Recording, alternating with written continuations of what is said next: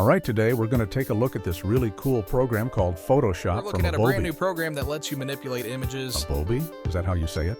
Maybe it's Adobe? Adobe. Adobe? Abobe. Ado. Adobe. Actually, I don't know really. Adobe. Abobe. How the heck do you Adoodoo. say this damn company name? A big booby. Jesus Christ. Abobe. That's disgusting. Hello, my name is Lord Wilmington III. Today I just wanted to make a video about Photoshop, right? Now you all know that Adobe charge 4,000 euros a week to use like one app. It's not really economical if you're a student or you live in a one-bed flat in Brixton, you don't have any income, so it's not very like viable to keep paying that. Especially if you want to start your own freelance career, graphic design, stuff like that. And I was just thinking, why don't I just use the very first Photoshop version that I used 15 years ago, Photoshop 7.0. And you can still download it and it still works on Windows 11. And it's basically free because it's been abandoned, like no one cares, like who's gonna use it? But I wanna see if I can recreate a thumbnail that I'd usually do for a video in that instead of the newer 2025 version. And if I can, then it just proves there's literally no point in paying for the new one. So let's open it up and see how amazing the UI is. So as you can see, it loaded in like 1 millisecond because they didn't have any features, they didn't have any AI stuff. They didn't have anything really. Why is my camera so, hold on. Here it is, here is Photoshop 7.0. It was released in 2002, I believe. And it was really good. I use it to make just random thumbnails for videos. And why is my name Idiot Weed? I forgot I named it Idiot Weed. Preferences, memory, available RAM. Well, that's not true. Oh, maybe it was 32-bit. I definitely don't have 2 gigabytes of RAM. The thumbnail we're gonna make is this image. Did it for the other video. Not too complicated. It's got some image, another image, got some text with a stroke, different colors, image there. It's pretty simple, and that was it. A bit of like a glare here. I'll try that for masking. If it is, right then. Let's make a new comp. I don't even know the shortcuts work. It does work. All the legal document things. I just do pixels. Let's do 4K. Wow, that is ugly. These old arrow. Well, it's not even arrow. So I can't dock anything. No biggie. You can't extend it either, so it's basically just like in the corner there. It doesn't really do anything. This, oh, okay, that worked. Oh, zooming is inverted. That is absolutely disgusting. Why would it be like that? So we have layers, channels, they're all there. Paths are there, that's fine. Never used history, didn't really care about actions, to be honest. Tools, no. Swatches are there. Styles, I didn't really care about. Navigator, info, yeah, that's all there. Although, why is it so ugly? Come on, Adobe. Oh, where's my ruler guides? Oh, the rulers are there. Yeah, you can't drag stuff in. I mean, you can, but then it just does that, which is really weird. If I do... What? Oh, well, you can. Okay, never mind. Show bounding box, that's fine. Zooming in is very bad. It's so laggy. 2 gigabytes of RAM. Okay, let's see if I can change the layer sizes. Palette, yeah, we can do that. Background I don't need. Delete doesn't work, I have to manually press it. Okay. Okay, here is the image. It is so laggy. Right, let's see if we can do an image from selection. Or layer, new layer by copy. Yeah, you can. Oh, it's been there for like 20 years then.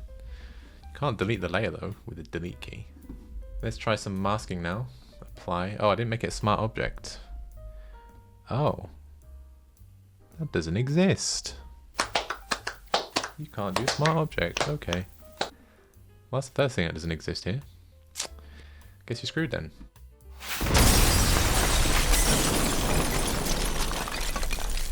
Oh yeah, this video is sponsored by FlexSpot, by the way, I forgot to say. So this chair is called the FlexiSpot BS14, which stands for, I don't know, to be honest. You think of something? It's got like a seat, which is quite useful. You can adjust 7 knobs. The load capacity is 136 kilograms. Provides good support for the head and the neck. And it's got really nice spine support, so you can have a nice spine. And it's solid metal as well, which is pretty good. The chair has a waterfall shape to improve blood circulation. You can adjust most aspects of the chair as well. You can even adjust the seat rotation if you want to sit at an angle for no reason. Another thing that people overlook with chairs, it actually smells nice. Like, it doesn't smell like blast furnace, you know. And I've been mainly using it for Photoshop and After Effects sessions, and it's just really comfortable. Like, it doesn't make any noise squeaking. It's literal, like, real metal, like real physical earth elements used to build it, not some cheap plastic from B&Q that you found in a ditch. Like, yeah, that's about it. Check them out in the description below. Now back to whatever I was doing. I forgot actually. Yeah, masking works. There you go. That's another thing you don't need to worry about. Masking. Let's try adjustment layers. You're kind of screwed with adjustments. You can't do a smart object, so like everything you do has to be final, really. Unless you just do a bloody brightness contrast. So what I've done is just applied it to only this layer with the Alt clicking on the line in the middle. If you just see that little thing there, I don't know what that is. Shift. Let's try text, okay? Text is the big one. Can you even... Does it even show any of the fonts I have? Oh, it does. Code, FPS. Can you align it? Yes, you can. Code FPS game in 5 minutes. Now we're going to align it center, and then not that.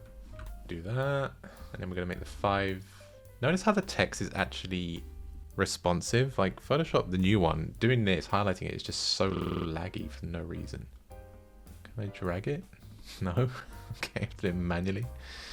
Cheers. 120. That's not bad. Can I do faux? Is it faux tag? Oh my god, I can do that as well. Let's make this yellow. Color picker is actually not laggy. Let's add a stroke.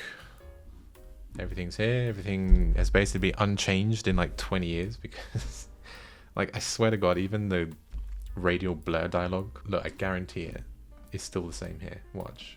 Gaussian blur. It's the same dialogue for 20 years, man. It looks the same. It's some tiny little thing. You can't even see where the blur's happening. Like the radial blur, you can't even see where the direction's going. Make it black. Like that. Looks exactly the same. Drag it in, I guess. Yep, holding Control Shift Alt does uniform scaling. Same thing. Although I think I've inverted it. Like that. Adjustments with Alt. Oh my god, you can.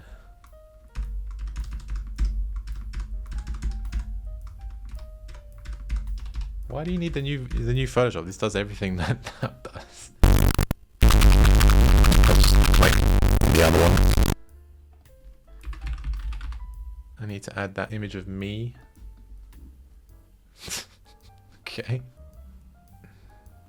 Let's try masking with a brush. Shift, shift, shift, shift. New mask. Invert. Control I inverts. Then if I want to mask it with a brush. It's got more brushes than the new one. Okay. Say I want to just do that a little bit. Tweak it. Done. Here's the eBay logo. We are going to scale it down. Rotate. So if I want to add image adjustments, black and white, doesn't have it. Does not have it. No warping. Oh well. Can we do shapes? Yeah, the other shapes have handles to affect the roundness of it. So that doesn't work. Well, it doesn't exist at the moment. I don't know what that is. Okay, that's the only thing that's a bit crap. And finally, let's do some text. That's probably the easiest thing to do.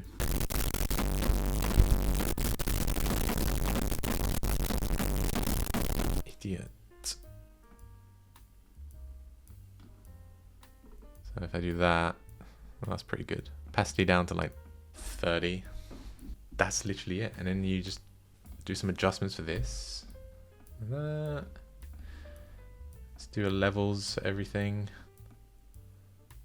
I mean, I know it sucks, but I just want to see if it does work. I've just done everything I would normally do in a 20-year-old program, and it can do it. Right, lose the levels a bit, sorry. Let me lose the levels a bit. So this is one I did in Photoshop 2025. And this is the one I did just now in Photoshop 7.0, a 20-year-old piece of software. What is the difference? Apart from it looking a bit jaggy there, I just did mostly everything for free. Right? It's free. You can download it on Internet Archive. I'll give you the link in the description. It's a bit laggy, but it just does everything that the new one does. You don't even need to pay like 5,000 euros a year for Creative Cloud, Creative Thunderstorm or something. You can't feather the brushes. There are some things that are missing, like some filters, but who cares? Like if you're doing just basic thumbnails, you can just do it in this. And if you know Photoshop, it's the same. It's Photoshop, but just from 20 years earlier. Yep. Does it really slowly though? Like I'd recommend if you're just doing thumbnails or you're just doing random stuff that just needs JPEG, this can do JPEG. So yeah, guys, that's pretty much the video. I just wanted to see if it worked, and it does work really well. So I'll give you the link in the description. It's free to download. It runs really quickly. You don't have to pay for any subscription. There's no Creative Cloud. There's no AI stuff. It's just you and the tools. And that's it. All right. Cheers, I guess.